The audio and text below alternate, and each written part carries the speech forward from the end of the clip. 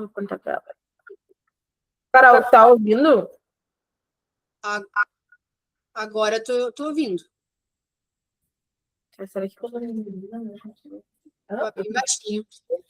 Hã? A gente não tava falando. A gente não tava falando. Ah, tá. Você tá ouvindo ainda?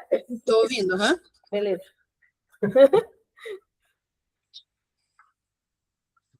O Google Meet, ele ainda não escuta pensamentos. Eu achei que a IA já estava mais evoluída. Então, prosseguindo ali, como a gente tinha falado, para apresentar, eu não sei se daqui a pouco, conforme for surgindo as dúvidas, eles vão perguntando, a gente deixa para o final. Acho que conforme pode ir iniciando a hora. A gente vai explicando e aí, conforme vocês forem tendo as dúvidas, já vão pontuando para não deixar passar o assunto. Gente, então, o inventário, ele serve, até conversei com alguns ontem, igualmente, ele não serve como um apontamento, ele serve como uma contagem onde, após essa contagem, após essa análise, a gente precisa tomar certas ações. Então, um inventário sendo feito sem ação posterior, né, caso encontrado alguma divergência, ele é só mais uma contagem, né? Ele não tem significado algum.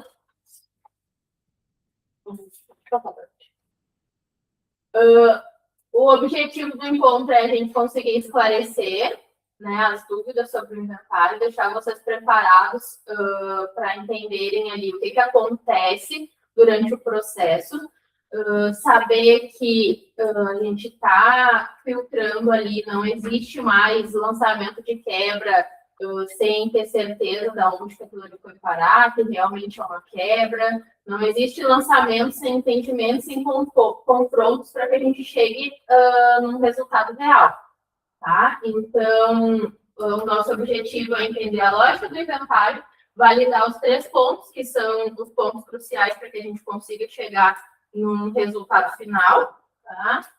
Separar a perda de processo, né? Entender ali em que momento que a gente pode ter se perdido no dia a dia, e gerar um plano de ação, que é a nossa ação posterior ao inventário. Então, o inventário ele não vai procurar culpado, ele é encontrar o processo que se quebrou e corrigir a rotina. A ideia central é a gente conseguir realmente entender o fechamento, para que no próprio ato ali de contagens e recontagens vocês entendam o que está sendo analisado, o que está sendo tratado, para, inclusive, que vocês consigam nos ajudar lá identificando, não, isso aqui não tem, isso aqui não tem como ser essa realidade, porque eu estou enxergando o produto aqui no físico, então, possivelmente foi um erro operacional na hora de passar para o coletor, na hora de contar, enfim, na hora de pesar, ou não separaram corretamente os produtos na hora de fazer a contagem, na hora de fazer o inventário, e é deixar vocês totalmente a par ali de como que é feito o processo, qual que é a etapa que se segue, lembrando, claro, sempre que quem faz a análise é uma pessoa das lojas, então não tem como a gente analisar todos ao mesmo tempo.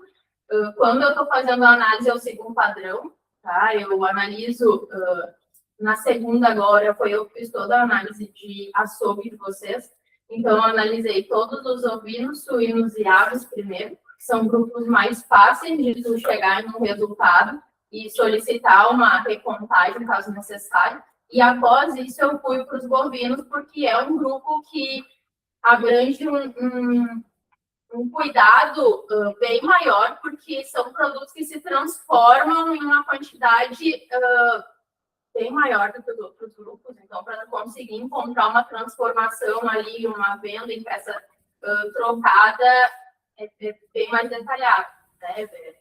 Dá mais trabalho. Então, eu sempre deixo o bovino de todas as lojas para fazer o fechamento após os outros grupos.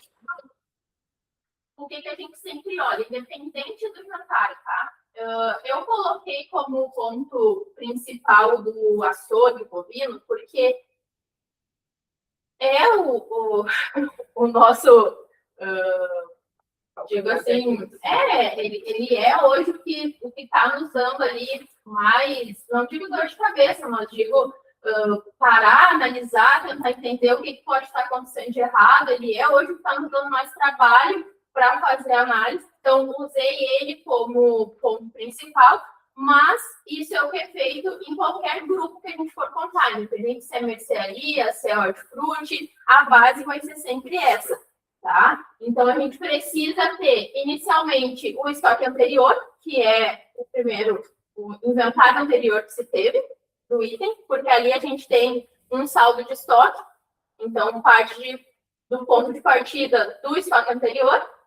A gente vai olhar sempre as entradas, as saídas, que são tanto transferência quanto recebimento direto do fornecedor, as saídas das nossas vendas e também transferências, caso vocês façam entre lojas, e de resultado final a gente teria o nosso estoque.